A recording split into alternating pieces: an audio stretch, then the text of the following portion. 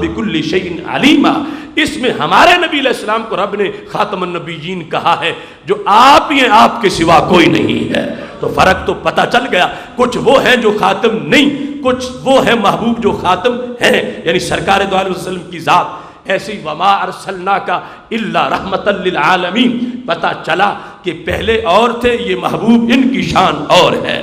اب فرق تو واضح ہے، تو پھر یہ مطلب کیا بنا؟ لا نفرق بین احد من رسلی، ہم رسولوں میں کوئی فرق ہی نہیں کرتے۔ ترجمے دیکھو جو لوگوں نے کیے، جنہوں نے مکھی پہ مکھی ماری، یا انہوں نے روشنی نہیں پائی کہ وہ عربی کی فصاحت اردو میں منتقل کر سکیں، انہوں نے اپنے قارئین کو اندھیرے میں رکھا۔ ان کا ترجمہ سن لو۔ شاہ عبد القادر کہتے ہیں ہم جدا نہیں کرتے کسی کو اس کے رسولوں میں۔ شاہ رفیع الدین کہتے ہیں نہیں جدائی ڈالتے ہم درمیان کسی کے پیغمبروں اس کے سے۔ محمود الحسن دیوبندی کہتے ہیں ہم جدا نہیں کرتے کسی کو اس کے پیغمبروں میں سے۔ عبد الماجد دریابادی ہم اس کے پیغمبروں میں باہم کوئی فرق بھی نہیں کرتے۔ وحید الزمان حیدرآبادی ہم اس کے پیغمبر کو کسی پیغمبر کو جدا نہیں سمجھتے۔ فتح محمد جلندری اور کہتے ہیں کہ ہم اس کے پیغمبروں میں سے کسی میں کچھ فرق نہیں کرتے۔ محمد جونا گڑی اس کے رسولوں میں سے کسی میں ہم تفریق نہیں کرتے۔ مرزا حیرت دہلوی اور کہتے ہیں کہ ہم اس کے پیغمبروں میں سے کسی میں تفریق نہیں کرتے۔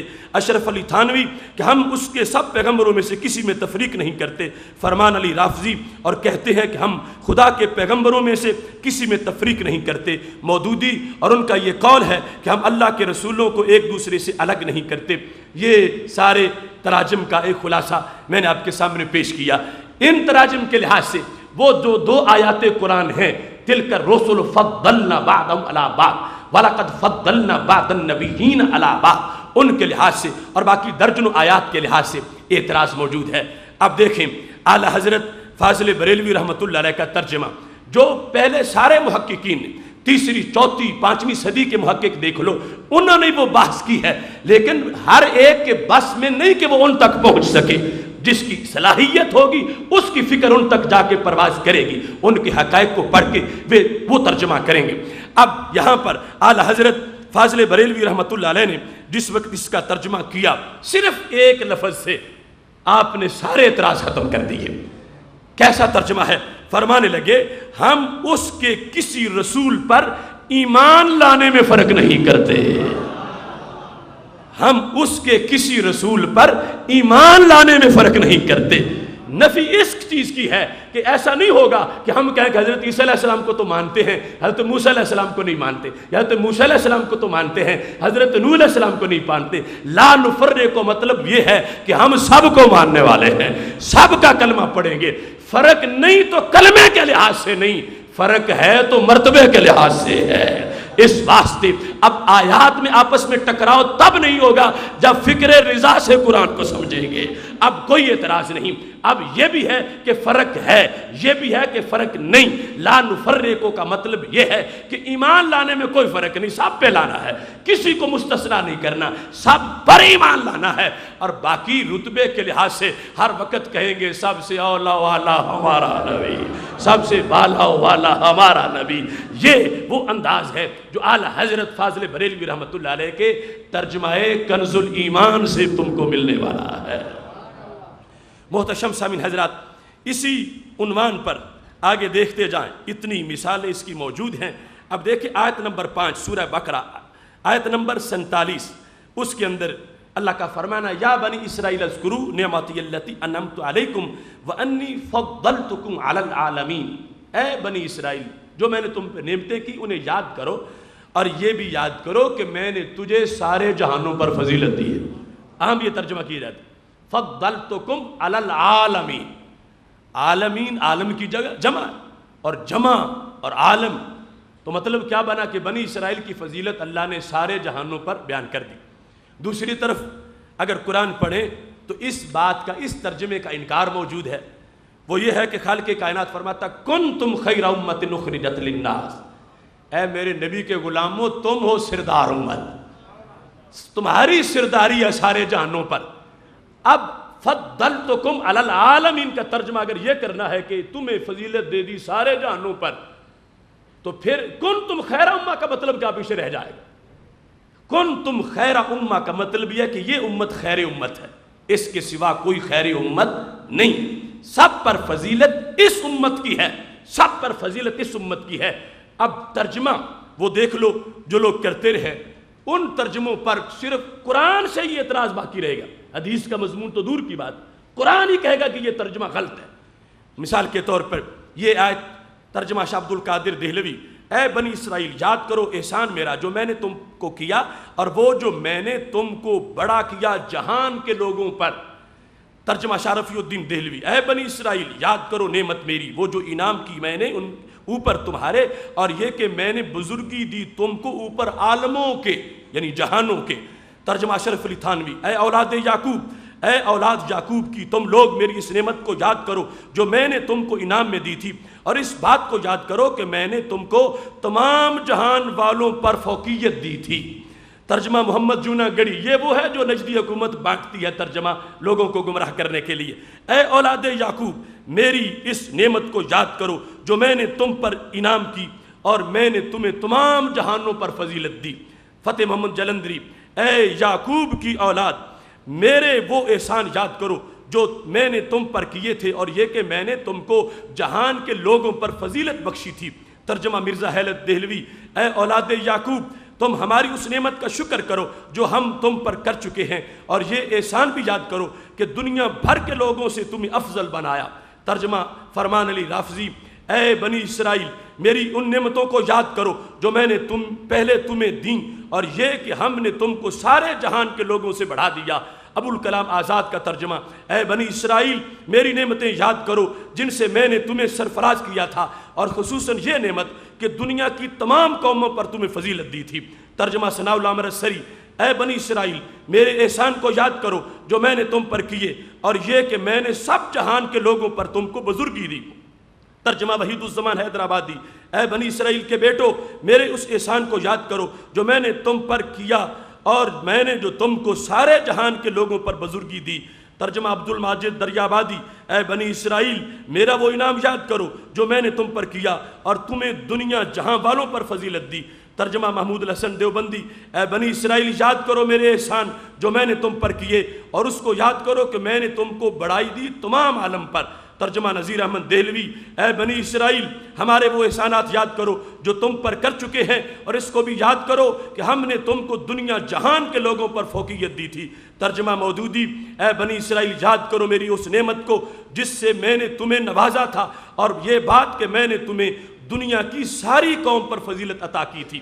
اب یہ سارے ترجمے تم نے دیکھا، یہاں واضح طور پر یہ بیان کیا گیا ترجمے میں کہ بنی اسرائیل کو سارے جہانوں پر، سارے جہان پر، ساری قوموں پر اللہ نے فوقیت دی، فضیلت دی۔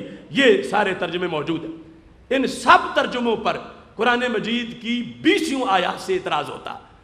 20 آیات قرآن مجید اس ترجمے کو غلط قرار دے رہی کہ جس میں اس امت کی شان کو واضح کیا گیا، اس امت کی سرداری سارے جہانوں پر جو ہے، یہ آخری امت کی وہ ساری آیات بتا رہی ہے کہ ترجمہ یہ نہ کرو جس کی بنیاد پر قرآن کا ٹکراؤ آپس میں ہو جائے۔ قرآن کے تو قرآن ہونے کی دلیل یہ ہے، الحمد سے لے کر والناس تک کہیں ٹکراتا نہیں، ایک ہی بات بتاتا ہے۔ اب کیسے نہیں ٹکرائے گا؟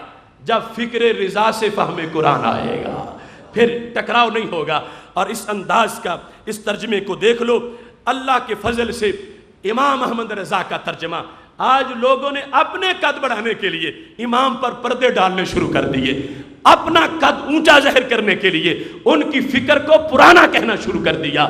لیکن یاد رکھو، خدا کی قسم اب بھی وہی بچے گا جو فکر رضا کا لقمہ کھائے گا، ورنہ جہاں چھوڑیں گے وہیں گر جائیں گے۔ یہ فوقیت دی رب نے ان کو، اور ان کا کام بتا رہا ہے کہ جس انداز کا نالج تھا اس کے زیر سایہ رہ کے چلیں گے، عافیت ہوگی۔ اور اگر ان کو کراس کرنا چاہا کہ وہ پرانا ہو گیا، اب ہم نیا اس زمانے کی روشنی دے رہے ہیں، اس زمانے کی روشنی بھی وہی ہے جو اس زمانے کی روشنی ہے۔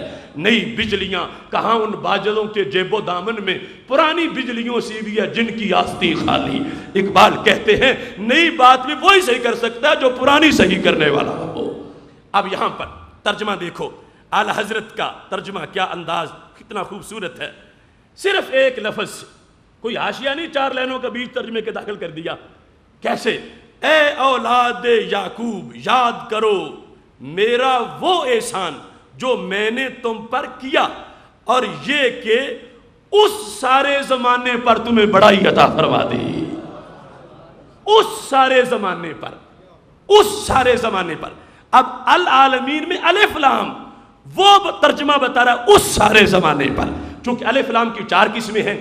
اب دیگر آیات کو سامنے رکھ کے قسم معین کرنی ہے کہ ٹکرائے نہیں قرآن کسی دوسری آیت کے ساتھ، وہ قسم بناؤ کہ جس کی بنیاد پر باقی آیات کا مطلب اپنی جگہ صحیح رہے، اس کا بھی صحیح رہے۔ تو الف لام عہد خارجی کا بنایا کہ رب ذوالجلال نے یہ نہیں کہا کہ پہلے انہیں سب پر فضیلت دے دی ہو اور پھر اس کو کہا کہ تم خیر امت ہو۔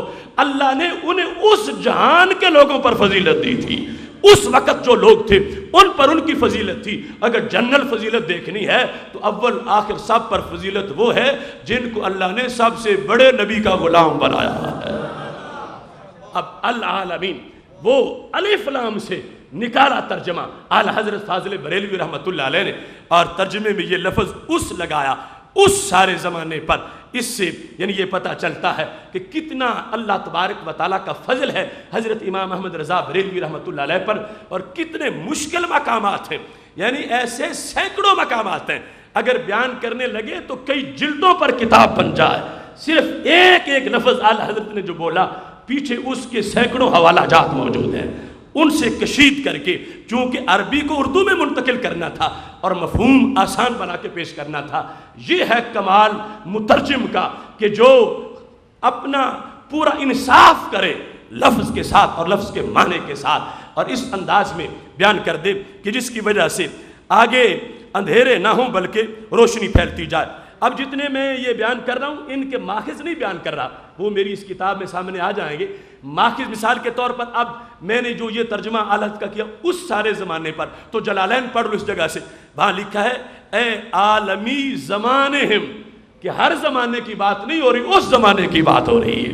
ایسے ابن جریر کو دیکھ لو، الا من ہم بین زہرا نہیں ہے، ابن جریر جو پہلی تفسیر ہے سمت کی سند کے ساتھ، اس میں یہ کہا گیا کہ یہاں پر ہر زمانے کی بات نہیں اس زمانے کی بات ہو رہی ہے۔ اب جس کو یہ امت کا سارا لٹریچر آتا ہوگا وہ ترجمہ کرنے بیٹھے گا تو پھر الف لام کی قسم بیان کرے گا، اور جس نے 2 اور 2 4 پڑھا اور مفسر بن کے بیٹھ جائے وہ یہ بات نہیں کر سکے گا۔ اس واسطے ضرورت ہے امام احمد رضا کے جھنڈے کی کہ ان کے نیچے بیٹھ رہے ہوگے، اللہ عافیت عطا فرمائے گا۔ یہاں اتنی اہم چیزیں ہیں، وقت تھوڑا ہے۔ اب دیکھو یہ سب سے بنیادی بات، مثلا قرآن مجید کو ہم ہاتھ لگاتے ہیں، اور یہ ادب ہے بر صغیر کے مزاج میں کہ ان پڑھ سے ان پڑھ بندہ بھی کہے گا میں قرآن کو ہاتھ نہیں لگاؤں گا چونکہ میرا وضو نہیں ہے، وضو کروں پھر ہاتھ لگاؤں۔ مگر کچھ آج پڑھے ہوئے ڈاکٹر نالائق جیسے لوگ مارے گئے، کہتا ہے قرآن کو ہاتھ لگانے کے لیے وضو کی ضرورت نہیں، وضو کرنے کی ضرورت نہیں۔ باقاعدہ لوگوں نے اپنی کتابوں میں لکھ دیا ان چیزوں کو، اور اس میں مثال کے طور پر غیر مقلدین جو اپنے آپ کو اہل حدیث کہلواتے ہیں، اور ہیں وہ غیر مقلدین، چونکہ اہل حدیث تو اسپیشلائزیشن ہے ایک علم کی، وہ کسی عام انسان کا نام نہیں ہو سکتا، وہ ایک ماہر کا نام ہوتا ہے جو علوم حدیث میں ماہر ہو۔ تو یہ غیر مقلدین کا امام وحید الزمان نے، اس نے لا یمس الا المطہرون کے حاشیے پر لکھا قرآن کو بے وضو ہونے کی حالت میں چھونا جائز ہے۔ یعنی اصل یہ سوچ ہے گستاخیوں کی طرف لانے والی۔ آج حرمت قرآن کے نعرے لگانے والے کس منہ سے لگاتے ہیں کہ جو سبق یہ دے رہے ہیں کہ بے وضو بھی ہاتھ لگا دو، بے وضو ہاتھ لگانے کے فتوے دیے، جائز لکھا، جھگڑے کیے، دلیلیں پیش کرنے کی کوشش کی۔ ترجمے دیکھو، لوگوں نے ترجمے میں بھی قرآن مجید کا ترجمہ کرتے ہوئے بھی قرآن کا حق پورا نہیں کیا۔ اگر اس آیت کا ترجمہ دیکھو گے پھر بھی بیسیوں میں تمہیں چمکتا نام امام احمد رضا بریلوی کا نظر آئے گا۔ لا یمسہ الا المطہرون، لا یمسہ الا المطہرون، یہ قرآن مجید کی آیت کا ترجمہ۔ اس کے انداز دیکھو، شاہ عبد القادر دہلوی ترجمہ کرتے ہوئے اس کا ترجمہ کرتے ہیں، اس کو وہی چھوتے ہیں جو پاک سے ہیں، پاک سے ہیں۔ انہوں نے ترجمے کرتے وقت 2 چیزوں کو سامنے رکھا،